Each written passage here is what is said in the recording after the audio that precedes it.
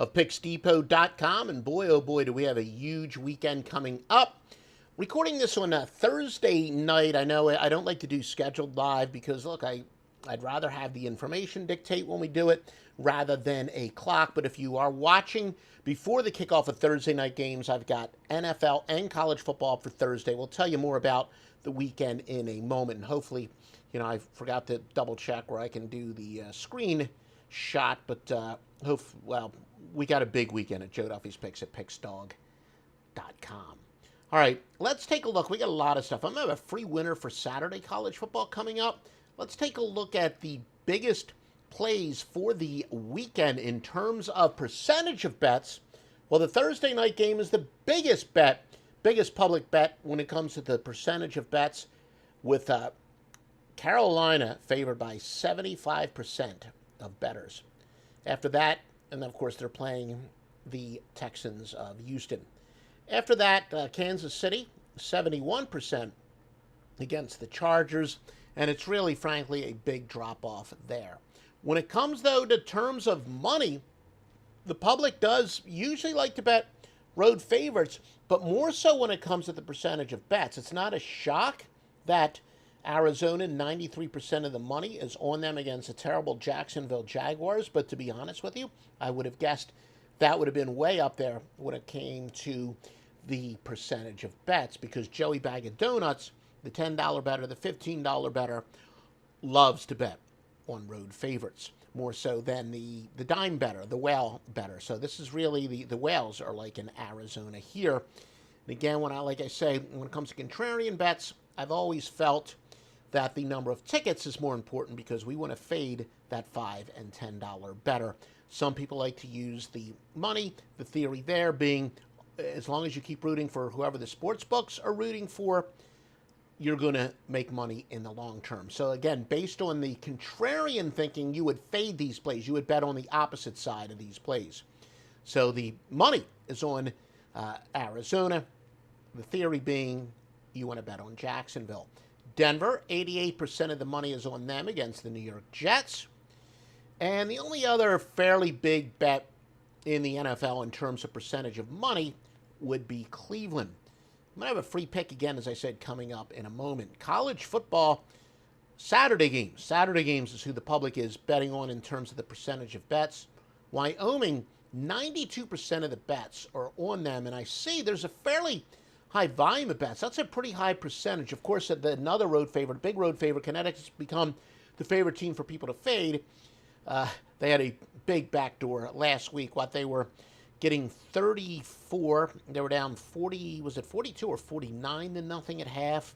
Then they outscored Army like 21-10, including a bunch of fourth down conversions on the last possession to get that back door. But the public still loves to fade Connecticut. Clearly, it is more of a bet against Connecticut than it is Wyoming. As long as Connecticut looks terrible, they're going to be on the wrong side of the public betting pretty much every week. Buffalo, 92% of the bets against Old Dominion. So again, Old Dominion, that is. Pretty high percentage. We'll take a look at this. Make sure you follow us. As we get closer to game time, I will update these percentages. Follow me at PicksDepot on Twitter, at PicksDepot.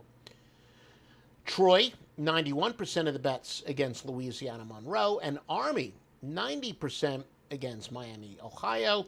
Also with 90%, Louisiana Lafayette against Georgia Southern, and BYU against South Florida. South Florida, obviously making a long travel there. Now, the biggest bets in terms of money, public liking the bet, or the whales liking the bet on Coastal Carolina and Wyoming. We talk about Coastal Carolina again. The theory being, I know a lot of sharps are like, they know Coastal Carolina has to make these statement wins. Whether or not Coastal Carolina can sneak into the playoffs, they can't. But they still believe that. And they certainly want to get in a major ball at the least. So style points are going to be important for Coastal Carolina in every single game. And the public likes to bet that. Wyoming, again, as we said, Louisiana Lafayette against Georgia Southern. We talked about that. Troy against Louisiana Monroe. Here's one that is a decent bet in terms of percentage of bets, but even bigger when it comes to the money. Georgia, tons of money. 96% of the money is on them against Vanderbilt. Again, Vanderbilt widely considered to be, or considered by many to be, the worst Power 5 team. So again, this is more a bet against Vanderbilt than it is on Georgia. Oregon State, USC, a team in some disarray. I think that's another one that's more against USC than it is on Oregon State. Also, Oregon against Arizona. Yeah, big mismatch there, but of course, Oregon had that big statement win against Ohio State, so they, for now, are a public team to say the least. Iowa against Colorado State. North Texas against Louisiana Tech would be the biggest bets. I'm going to have for you a free pick, and we're also going to have for you, thanks to my wife for allowing the dog to come down. As you can hear in the background, maybe that means we got to bet a lot of underdogs, right? And if you're fading the public, you would definitely be betting a lot of underdogs. But remember, Joe Duffy's picks, and let's see, I should have checked this out before. I don't have any bad things on my share. Well, all right, there we go. Yeah, Picks Depot. That's what we've got up for this weekend. A bunch of stuff from Joe Duffy's picks. For the weekend, as you can see, we've got Thursday and Friday college football. Saturday, 2 Wise Guys and 7 Majors. Sunday, 10 NFL are up, and a whole lot more. All of that stuff is at Picks Depot. All right, now we'll take a look at the biggest line moves of the week in college football. These are all Saturday. Well, we do have one for tomorrow night, actually, for Friday night. But for Saturday, UTEP open up as a 2-point favorite to New Mexico. They're now getting a point. There's really not any monster moves. Michigan went from 18.5 to 20.5, and that's against Rutgers. Really surprised. I'll double check. I think Rutgers should definitely be a rare case of the public betting a dog this weekend because they become pretty big public play.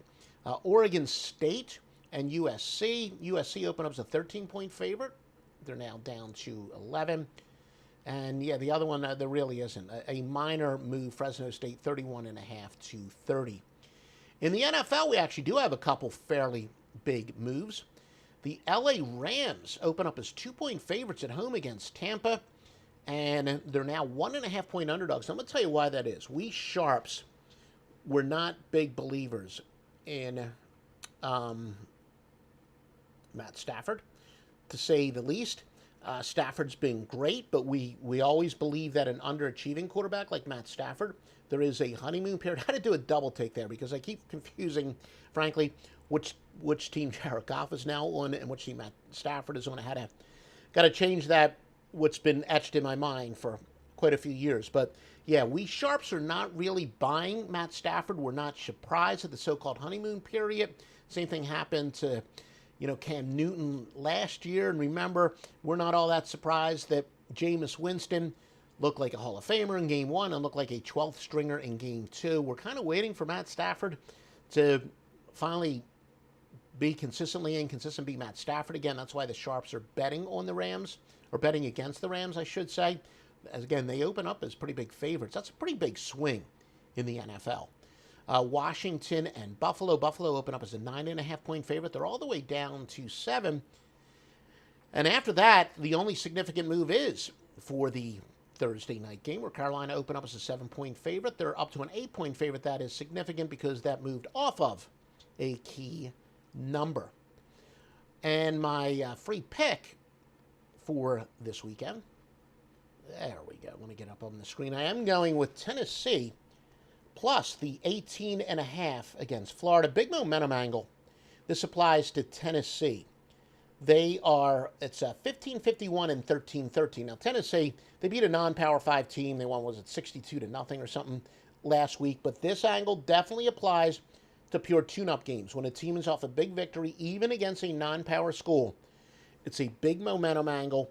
This is a chance for Tennessee last week. They're breaking in Josh Heupel's hurry-up system. They were able to break that in.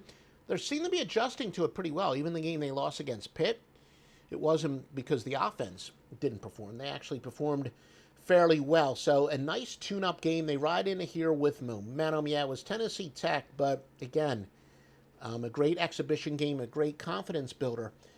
Now, in pro sports, the term letdown can be greatly overused, to be honest with you.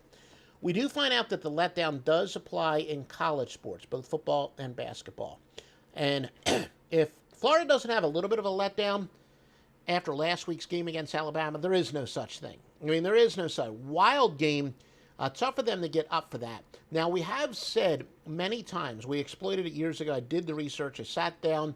I used it in I think it was the Sporting News, and the Sporting News was bigger. So this, my actual research is a few years old, but I found an article in the Sporting News that said, the 15 biggest rivals in college football, just to make sure I wasn't going to cherry pick any data, what rivals were. I used them, and then I said, how do double-digit dogs do in these rivalries? And because the traditional adage is you want to go with the underdog in big rivalries, big underdogs in big rivalries, double-digit dogs in big rivalries. Totally false. People forget this used to be one of the biggest rivalries in college football. It's not anymore. However, UT knows a big part of their rebuilding program, they have to make this a rivalry game again.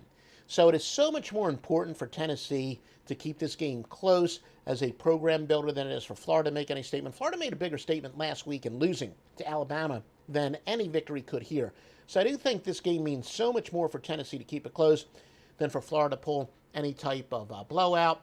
And, Tennessee has, as I said, adjusted pretty well to Heupel, and with both Joe Milton II and Hendon Hooker, they're pretty good at extending plays.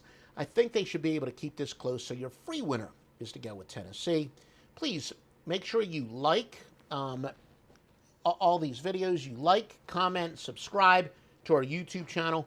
If you're listening on the podcast, please give us a 5-star rating. Subscribe to us on podcasts. It's on a bunch of different platforms. And share it. We would love retweets, etc. So please do that and more, and visit us each and every day before placing a bet.